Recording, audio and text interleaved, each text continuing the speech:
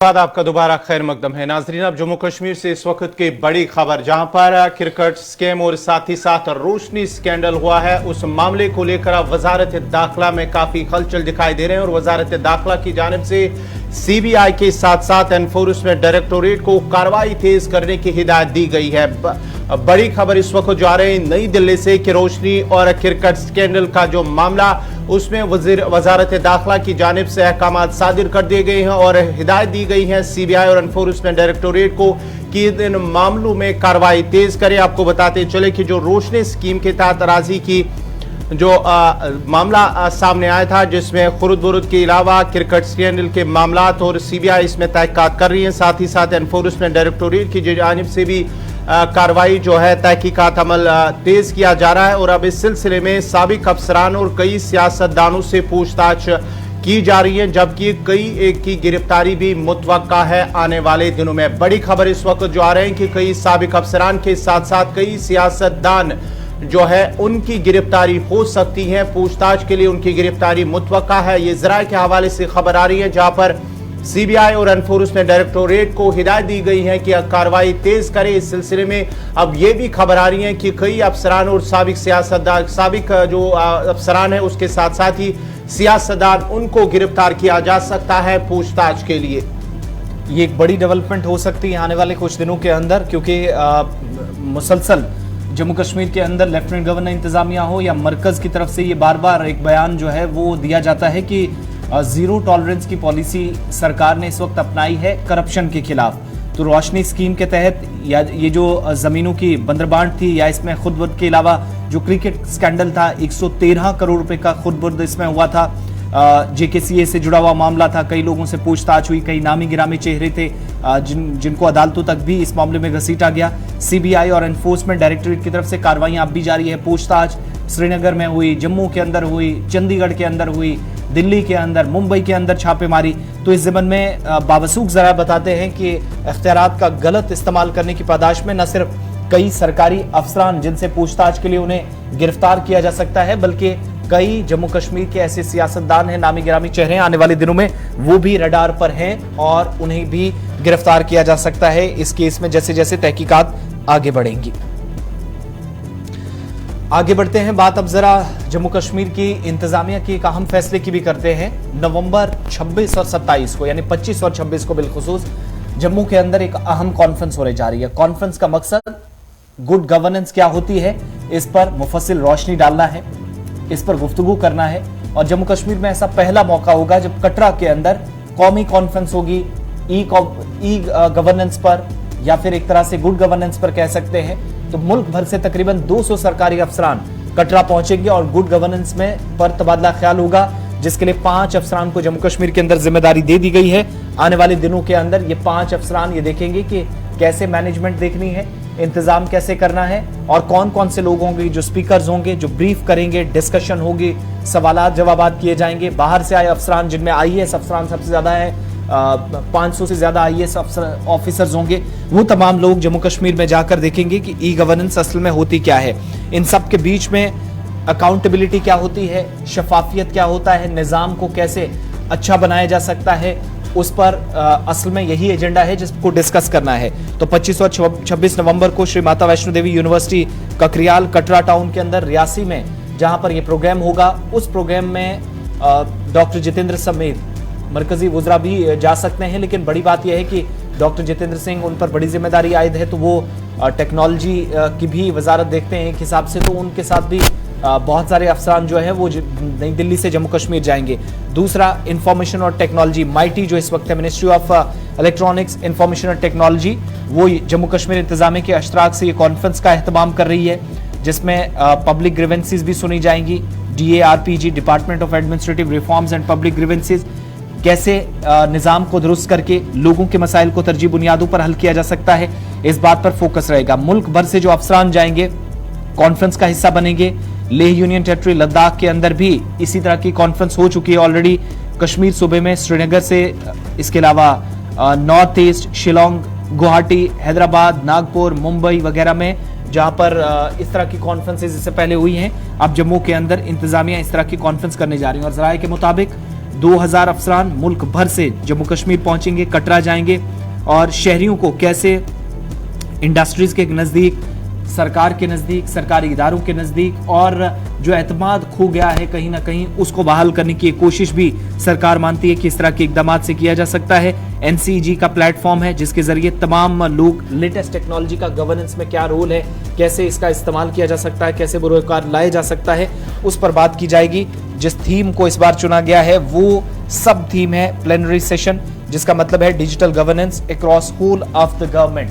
यानी टेक्नोलॉजी का सहारा लेकर निजाम को कैसे आप चला सकते हैं, इस पर सबकी नजरें रहेंगी। और हिंदुस्तान के मुख्तलिफ रियासतों और मरकज के ज़ेर-इंतज़ाम इलाकों से 2000 लोग जाएंगे। इसमें जम्मू कश्मीर के अंदर जहां पर central coordination committee, transport committee, accommodation committee, event management committee, medical coverage committee और सोवेनियर कमेटी को तश्कील दिया गया है। नेशनल कॉन्फ्रेंस के लिए, कौमी सतह की ये जो कॉन्फ्रेंस है उसको कामयाब बनाने के लिए ये तमाम कमेटियां देखेंगी कि कहां पर इन अफसरान को कैसे इनके अकोमोडेशन का, ट्रांसपोर्टेशन का, खाने पीने का, सारी चीज़ें, अखराजात इनको देखनी है। और वज़ीर आज़म को ख्वाब करने की डॉक्टर जितेंद्र सिंह के बयान के मुताबिक उनका जो ख्वाब है गुड गवर्नेंस का हिंदुस्तान के बाकी हिस्सों की तरह जम्मू कश्मीर के अंदर भी, उसके तहत ये अहम इकदाम है जिसके लिए प्रोग्राम होने जा रहा है। तो चलिए, जहां जम्मू कश्मीर की बात हो रही है तो जम्मू कश्मीर के हवाले से एक और बड़ी खबर इस वक्त जो आ रहे हैं कि मरकज़ी वजारत की जानिब से जो हाउसिंग और अर्बन लोकल बॉडीज़ की वजारत हैं उनकी जानिब से जम्मू कश्मीर के हवाले से अमरुद स्कीम के तहत मज़ीद अब जो है कनेक्शन फराम किए जाएंगे, यानी कि नल कनेक्शन फराम किए जाएंगे। वजारत दाखिला जो आपको बताते चले कि हाउसिंग एंड अर्बन अफेयर्स की वजारत की जानिब से जम्मू कश्मीर को मजीद 2.25 लाख नल कनेक्शन फराम किए जाएंगे और इस स्कीम के तहत तकरीबन 1165 करोड़ रुपए जो है वो खर्च किए जाएंगे और प्लान के मुताबिक 153 मंसूबों पर काम किया जा रहा है। मरकजी हुकूमत का ये अहम फैसला है जिसके तहत जम्मू कश्मीर के अंदर चूंकि मजीद पैसा जो है वो दिया गया है जम्मू कश्मीर को, और इसमें सरकार ये कह रही है कि 1665.10 करोड़ रुपए जो सरकार को इस बार दिए गए हैं, मंजूरी दे दी गई है और इस प्लान के हिसाब से जम्मू कश्मीर के अंदर बहुत सारे मिशंस पर काम होगा। कुल जो मंसूबे इस बार फहरिस्त में है 153 उनकी तादाद है और सरकारी तर्जुमान की तरफ से बताया गया कि तकरीबन 2,25,000 नए घर बने, नए घरों तक जो नल का कनेक्शन है वो दिए जाएंगे। 4 लाख कनेक्शन जो हैं वो इस प्लान का हिस्सा होंगे, यानी जो पहला ऑलरेडी प्लान था 2022 दिसंबर का, उसमें इजाफा 4 लाख कनेक्शंस का किया जाएगा। हर घर नल के जरिए पानी का इस्तेमाल जो है वो सही तरीके से हो सके, ये भी एक मकसद इसके पीछे है। दूसरा, union ministry of housing and urban affairs MOHUA और जो 5वीं एपेक्स कमेटी की मीटिंग हुई है यूनियन सेक्रेटरी मनोज जोशी के सदारत में, अटल मिशन के तहत अर्बन ट्रांसफॉर्मेशन यानी अमृत एक प्रोग्राम सरकार का है, उसके तहत ये प्लान बनाया जाता है। उसके तहत सरकार ने तकरीबन 1665.10 करोड़ रुपए के एक्शन प्लान को मंजूरी दे दी है, जिसका मकसद जम्मू कश्मीर के अंदर घरेलू नल कनेक्शन या नल के जरिए पानी पहुंचाना और बाकी जो इसमें काम करने हैं, सीवेज कनेक्शंस वगैरह है, उसके लिए भी सरकार की तरफ से पैसा इस बार मंजूर कर दिया गया है। 72,872 ये कनेक्शंस होंगे श्रीनगर के अंदर, जम्मू के अंदर भी, और साथ साथ सीवेज जो ट्रीटमेंट प्लांट्स हैं, STPs हैं, वो भी अमृत 2.0 इस प्लान का हिस्सा है, मुख्तलिफ हिस्सों के अंदर लगाए जाएंगे। डिटेल्स और क्या कुछ है, साहिल इकबाल हमारे साथ हैं। साहिल, बताइएगा, सरकार ने पैसा मंजूर किया है, कहां कहां पर कैसे कैसे खर्च होगा, क्या प्लान है? बिल्कुल आसिफ, आपको मैं बता दूं कि इससे पहले भी सरकार ने ये दावा किया था कि जम्मू कश्मीर के जितने भी घर हैं, यानी 100% वो घरों तक नल के जरिए पानी पहुंचाने में कामयाब हो गया है और इस पर उन्होंने मुख्तलिफ प्रोग्राम भी किए थे, यानी अपनी अचीवमेंट को जो है जिताने के लिए। लेकिन अब फिर से जो है उन्हें लगा है इस बारे में कि अभी भी बहुत सारे लोग जो है उनको नल के जरिए पानी पहुंचाना है और इसके चलते अब नए प्लान्स जो हैं वो तश्कील दिए गए हैं और खासकर शहरी इलाकों में जो सीवेज हैं या सीपेज हैं उसके ट्रीटमेंट प्लांट्स बनाने के लिए अब नए प्लान्स जो है वो दिए जा रहे हैं, तश्कील दिए जा रहे हैं। और आपको बता दूं कि एक रिव्यू मीटिंग में जो है ये फैसले लिए गए हैं, जिनमें जिसकी सदारत जो है आपको बता दूं कि ये 5वीं एपेक्स कमेटी मीटिंग थी और ये union ministry of housing and urban affairs की मीटिंग थी, जिसके जो सेक्रेटरी हैं, यूनियन सेक्रेटरी हैं मनोज जोशी, उन्होंने इन सारी चीजों को जो है मंजूरी दी है। और आपको बता दूं कि इसमें क्या क्या है। ये जम्मू कश्मीर में जो है 2.25 लाख नए जो नल कनेक्शंस हैं वो दिए जाएंगे, जिसमें 4 लाख जो कनेक्शंस हैं उनको ऑगमेंट किया जाएगा। और इसके साथ साथ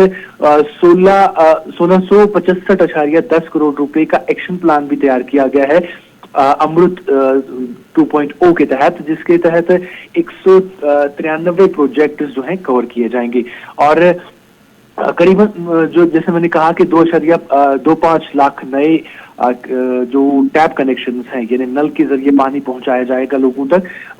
वो इसमें तरजीह दी गई है। और खासकर शहरी इलाकों के लिए जो जिस तरह से मैंने कहा कि सीपेज और जो सीवेज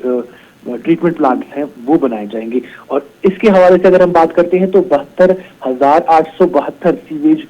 जो कनेक्शंस हैं वो 3 मिशन सिटीज में फिलहाल तामीर किए जाएंगे, जिनमें श्रीनगर, जम्मू और अनंतनाग होगा। और इसके लिए जो है 54 जो MLD कैपेसिटी सीवेज ट्रीटमेंट हैं वो जो है इसमें आर्गुमेंट किए जाएंगे, और ये भी अमृत 2.0 के तहत होगा। और इस मीटिंग में इसके साथ साथ जो union territory water action plan है, जिसको हम UTWAP भी कहते हैं, उसके तहत 193 प्रोजेक्ट जो हैं, जिनका तखमीना 1665.10 करोड़ रुपए होगा, जो 78 जो ULBs हैं जम्मू कश्मीर के, उनमें अमृत 2.0 के तहत जो है 99 प्रोजेक्ट्स कवर किए जाएंगे, जिनमें 4 जो प्रोजेक्ट्स होंगे सीवेज और सीपेज के होंगे, और इसके साथ साथ 50 वाटर बॉडीज के कनेक्शंस होंगे। तो कुल मिलाकर ये कहा जा सकता है कि अब लोगों तक, जो लोग बच गए थे, जो इससे पहले कहा गया था कि 100% हमें लोगों तक नल के पानी से जो है नल के जरिए पानी पहुंचाया है, उनमें जो लोग बच गए हैं उनके लिए अभी नया एक्शन प्लान लाया गया है, और अब 100% जो है लोगों तक पानी पहुंचाने की। चलिए, बहुत बहुत शुक्रिया साहिल इकबाल आपका। ये थे श्रीनगर से साहिल इकबाल तफसीलात फराम कर रहे थे। बढ़ते आगे बात जरा जम्मू कश्मीर की जाम कर रहे हैं, तो जम्मू कश्मीर में मौसम के हवाले से जो है बात करेंगे, क्योंकि आने वाले दिनों में जो महकमे मौसमियात की पेशगोई है उनके मुताबिक जो है नवंबर के पहले हफ्ते में ही जम्मू कश्मीर के अंदर खासकर जो वादी के बालाई इलाके हैं, उनके साथ साथ मैदानी इलाके हैं, वहां पर बर्फबारी के साथ साथ बारिशें हो सकती है। ये महकमे मौसमियात की जानिब से पेशनगोई की गई है, और ये भी इस हवाले से किसानों और बाग मालिकान को एडवाइजरी उनके लिए भी जारी कर दी गई है, क्योंकि अभी भी कई ऐसे इलाके हैं जहां पर अभी सेब उतारने बाकी हैं। कई इलाकों में तो उतारे गए हैं, लेकिन कई ऐसे इलाके हैं जहां पर सेब उतारने अभी बाकी है। इस सिलसिले में एडवाइजरी भी जारी की गई है, और साथ ही साथ बाग मालिकान को ये कहा गया है कि बर्फबारी से पहले ही वो शाख तराशी अगर मुमकिन हो सके तो शाख तराशी करे, क्योंकि उन्हें टूटने का खतरा भी है। इस सिलसिले में महकमे मौसमियात के साथ साथ जो माहिरीन हैं उनकी जानिब से एडवाइजरी जारी की गई है। लेकिन महकमे मौसमियात की पेशगोई के मुताबिक आने वाले दिनों में, यानी कि नवंबर के पहले हफ्ते में ही वादी के अंदर बलाई इलाकों के साथ साथ मैदानी इलाकों में बर्फबारी के साथ साथ बारिशें हो सकती है। उसके साथ साथ ही सर्दी में भी इजाफा हो सकता है, क्योंकि जब दर्जा हरारत में कमी होगी तो सर्दी में इजाफा हो सकता है। जिस तरह से पिछले कई दिनों से लगातार हम देख रहे हैं कि वादी के अंदर सुबह और शाम जो है दर्जा हरारत में कमी, सर्दी में इजाफा हुआ है। उसके साथ साथ ही अब आने वाले दिनों में भी मजीद इसमें गिरावट आ सकती है, और साथ ही साथ उनका ये भी कहना है कि अब इससे जो मुगल शाहरा की बात करेंगे, श्रीनगर जम्मू कौमी शाहरा की बात करेंगे, उसके साथ साथ ही अगर हम श्रीनगर लेह शाहरा की बात करेंगे तो शायद ट्रैफिक भी मुतासिर हो सकता है। मजीद तफसीलात के लिए सीधा चलते हैं श्रीनगर अपने सीनियर साथी सईद इरफान फाजिल के पास। इरफान, क्या कुछ अपडेट है मौसम की? अगर बात करेंगे जिस तरह से नवंबर के पहले हफ्ते में ये पेशगोई की गई है कि वादी के मैदानी इलाकों के साथ साथ बालाई इलाकों में बर्फबारी और बारिशें हो सकती हैं, क्या कुछ अपडेट है वेदर के हवाले से? बहुत बहुत शुक्रिया। सुबह बखैर आसिफ और गौहर। जहां तक मौसम का ताल्लुक और मौसम का मिजाज भी पता, ठंड में इजाफा और साथ ही साथ अब तो ठंड के मामलात ही दिखाई देंगे, क्योंकि वादी कश्मीर में अब जो अगले 4 या 5 माह है उसमें सर्दी के साथ साथ चिलकलान भी दस्तक देगा और उसके बाद बारिश और बर्फबारी के भी काफी ज्यादा मोमेंट्स जो है वो दिखाई देती है। फिलहाल जहां तक मौसमी महकमियात का ताल्लुक है, उनका मानना है कि 1 नवंबर से लेकर 10 नवंबर तक तकरीबन जो है मौसम पूरी तरह से करवट लेगा, यानी कह सकते हैं कि पतवार आलूद रहेगा। और इस बीच जो पहले 4 दिन तकरीबन क्लाउडी और उसके बाद 5 से लेकर 10 तारीख के बीच अच्छी खासी बारिश का सिलसिला मैदानी इलाकों में और कह सकते हैं कि बालाई इलाकों में अच्छी खासी बर्फबारी भी हो सकती है। सर्दी में काफी ज्यादा जो है इजाफा हो चुका है कि टेम्परेचर की गिरावट की वजह से अगर हम देखें जितने भी हायर लेवल एरियाज है जिसके टॉप पर है वहां पर तो काफी ज्यादा ठंड है। सुबह शाम तो मैदानी इलाकों में भी ठंड रहती है, जबकि इस वक्त श्रीनगर किया सेंट्रल कश्मीर की पार्ट की मैं बात करूंगा, दिन भर धूप वगैरह तो है, वहीं साथ साथ गर्म मलबूसात, गर्म कपड़े और हरिसा खाने का सिलसिला भी कश्मीर में शुरू हो चुका है। जबकि कायली कांगड़ी जो है या कोटा जो है फिरन जो है मैक्सिमम हम देख रहे हैं कि कुछ दूर दराज इलाकों को लेकर, जिसमें गांव देहात की अगर मैं बात करूं तो वहां पर तो पहले से ही शुरू हो चुका था। जबकि मौसम अभी थोड़ा खुश्क है, अगर आने वाले दिनों में जबकि 1 नवंबर से इसमें जो मेजर सरफेसेस रहेंगे, खासतौर पे जो प्लेन्स या फिर जो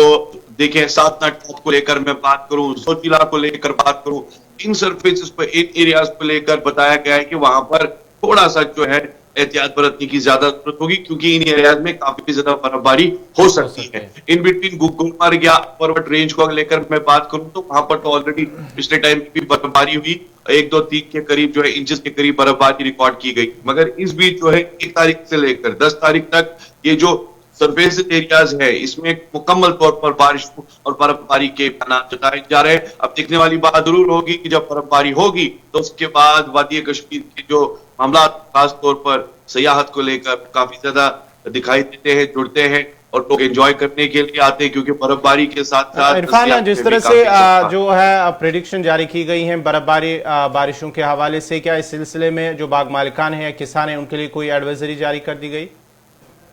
एब्सोल्युटली, बिल्कुल। देखिए, हार्वेस्टिंग को लेकर बात करें, शाख तराशी हो, जितने भी फल फूल जो है खासतौर पर अभी भी जो पेड़ों पर है जैसे सेब वगैरह उतारने हैं, शाख तराशी का काम करना है, क्योंकि जब स्नोफॉल हो जाती है तो उसके बाद टहनियों पर जो वजन पड़ जाता है तो उसकी वजह से जो है मैक्सिमम दरख्त टूट जाते हैं, गिर जाते हैं। तो इसके लिए पहले से एडवाइजरी ये भी जारी कर दी गई कि अगर कोई काम बचा कुचा है बाग मालिकान का वो भी किया जाए, क्योंकि हम देखते हैं अगर बात करें नॉर्थ कश्मीर को लेकर बारामूला या साउथ कश्मीर के साथ साथ अनंतनाग बेल्ट है, शुपियन, वहां पर मैक्सिमम सेब के जो है बागात है, तो इस पर का असर जरूर दिखाई देता है। लास्ट टाइम भी काफी नुकसान हुआ था जब बर्फबारी हुई थी और उसके बाद जो है काफी पेड़ों पर, काफी दरख्तों पर जो है वो मेवा ऐसे ही पड़ा हुआ था। तो अभी से ही ये एडवाइजरी जारी करती है और अभी से ही को बताया गया है कि वो हार्वेस्टिंग का, शाख तराशी का काम मुकम्मल कर। बहुत बहुत शुक्रिया तफसीलात फराहम करने के लिए। तो मौसम करवट लेगा, कल का दिन है अभी, क्योंकि बीते कल पेशनगोई की गई थी महकमा मौसमियात की तरफ से कि मौसम खुश्क रहेगा, तेज धूप होगी, लेकिन ये 24 घंटों के लिए कहा गया था। 24 घंटों के बाद फिर से 1 नवंबर तक, यानी पहला हफ्ता, पहला दिन साल 2022 का 11वां महीना एक बार फिर से आपके लिए बारिश और हल्की बर्फबारी कुछ इलाकों के अंदर ले आएगा। उससे पहले जो बाग मालिकान थे उनके लिए एडवाइजरी भी जारी की गई थी और अगर खड़ी फसलें हैं तो उनको काटने के लिए भी हिदायत जारी कर दी गई थी ताकि मजीद नुकसान ना हो। माहिरीन की जानिब से भी इसमें राय अपनी दी जा रही थी। आगे बढ़ते हैं, बात अब जरा अदालतों की भी करते हैं। अदालत के एक अहम फैसले की और एक पुराना केस करीब 19 बरस का एक बार फिर से आने वाले दिनों में हो सकता है कि खुले, जिस पर फिर से जर्रा हो, बातें हों, दलाइल रखे जाए अपने अपने, क्योंकि अदालत के अंदर इस मामले को फिर पहुंचाया गया था और जम्मू कश्मीर पुलिस के लिए एक तरह से ये राहत की भी खबर है। गौहर, जो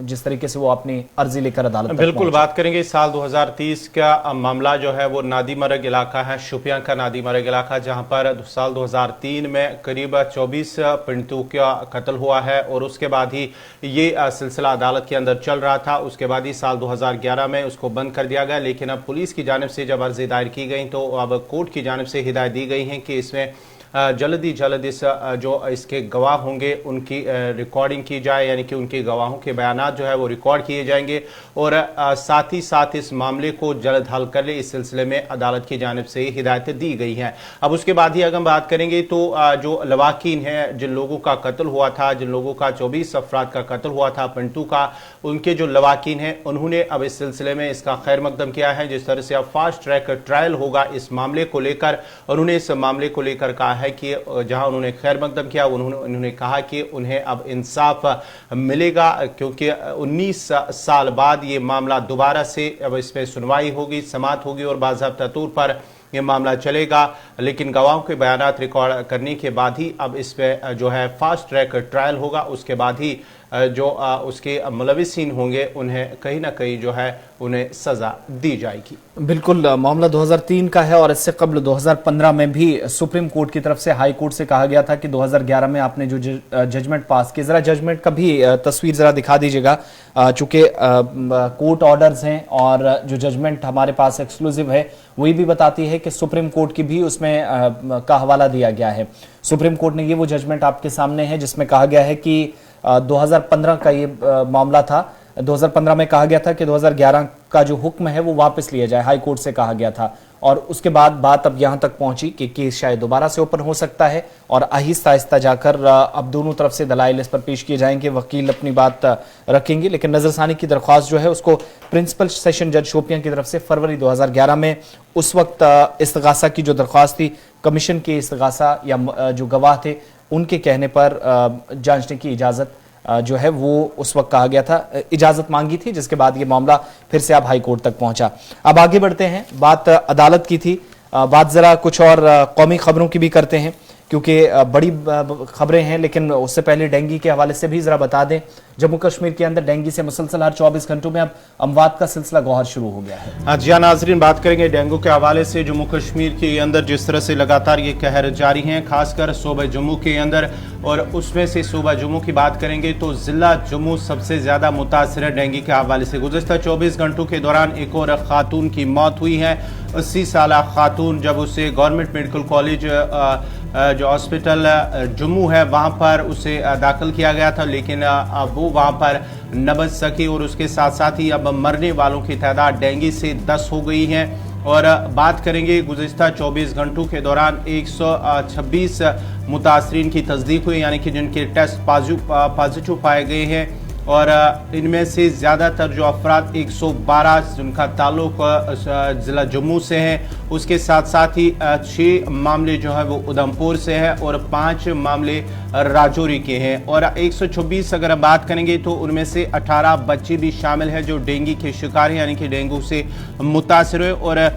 जब से जम्मू कश्मीर के अंदर इस डेंगू ने दस्तक दी है तो अब तक 5131 मुतासरीन की तादाद हुई है, यानी कि जम्मू कश्मीर के अंदर इस वक्त जो डेंगू मुतासरीन की तादाद है वो 5131। और गुज़श्ता 24 घंटों के दौरान 126 मामलों का सामने आना कहीं ना कहीं ये तशवीश की बात है। और क्या वजह है कि ज़िला जम्मू में सबसे ज़्यादा मुतासरीन की तादाद सामने आती है? 112 अफराद गुज़श्ता 24 घंटों के अंदर ज़िला जम्मू के अंदर डेंगू मामला सामने आते हैं। उसके साथ से उधमपुर भी ये मामला 6 मामलों की तस्दीक हुई है, उसके साथ साथ राजौरी में 5 मामले, यानी कि सबसे ज़्यादा अगर हम मुतासरा ज़िले की बात करेंगे तो सबसे ज़्यादा मुतासरा जो है वो ज़िला जम्मू है,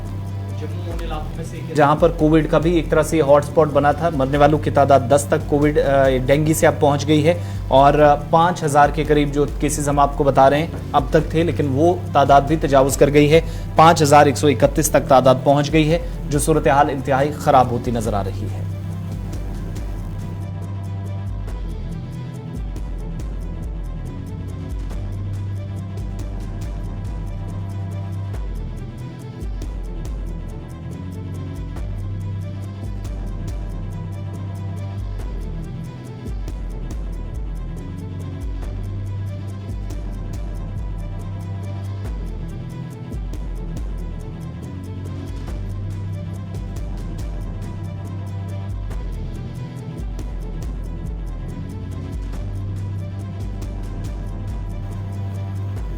चलिए, मुल्क भर के अंदर एजेंसियां तो छापे मारती हैं, लेकिन इनके सरबराहान कौन होंगे? जिम्मेदारी नए अफसरान को दी गई है, नए चेहरों को दी गई है और सदर हिंद द्रौपदी मुर्मू की तरफ से कुछ बड़े फैसले ईडी को लेकर किए गए हैं और ईडी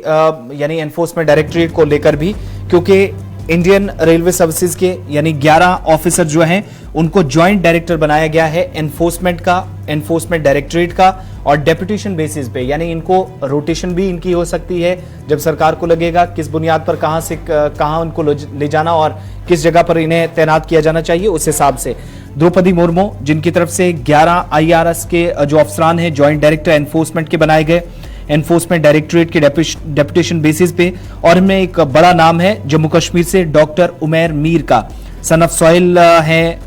इन्हें एनफोर्समेंट डायरेक्टरेट में जम्मू के अंदर जिम्मेदारी दी गई है और 2/5/2026 तक, यानी आप अंदाजा लगा सकते हैं ये तकरीबन अप्रैल मई तक अपनी खिदमत अंजाम देंगे जम्मू के अंदर 2026 तक, यानी एक बड़ी जिम्मेदारी इन पर थी और बड़ी जिम्मेदारी इस पर दी गई है। और तहकीकाती एजेंसियां जो मुख्तलिफ हिस्सों के अंदर कार्रवाई करती हैं, तो एनफोर्समेंट डायरेक्टरेट भी उनमें से इसी तरीके से कार्रवाई अंजाम देगी, कई इलाकों के अंदर काम करेगी। और सदर हिंद द्रौपदी मुर्मू की तरफ से अफसरान को जो नई जिम्मेदारी दी गई है, इनमें सबकी नजरें डॉक्टर मीर पर भी हैं, उमैर मीर जिनका एक वसी तजुर्बा है, उनको पोस्टेड जो इस बार उन्हें पोस्ट मिली है वो एनफोर्समेंट डायरेक्टरेट के अंदर उनको बड़ी जिम्मेदारी दी गई है बतौर सीनियर ऑफिसर। जम्मू के अंदर इनकी खिदमत रहेंगी 2026 तक। तो ये डेपुटेशन बेसिस पे जितने भी अफसरान लगे हैं उनमें उमैर का नाम आया है। कुल मिलाकर आप देखेंगे ये अलग अलग 11 अफसरान हैं, यानी 1 दर्जन के आसपास हैं, और जिन इलाकों में तैनाती इनकी होनी है, जहां जहां पर तैनाती होनी है वो ऑर्डर्स भी इनके हाथ थमा दिए गए हैं, और जब वापसी का इनका सरकार को लगेगा तो उस वक्त इनको वापस भी किया जा सकता है। फिलहाल जो ज्वाइंट अफसरान बने हैं ये सदर हिंद द्रौपदी मुर्मू के हुक्मनामे से बने हैं, जो इस सिलसिले में जारी कर दिया गया है।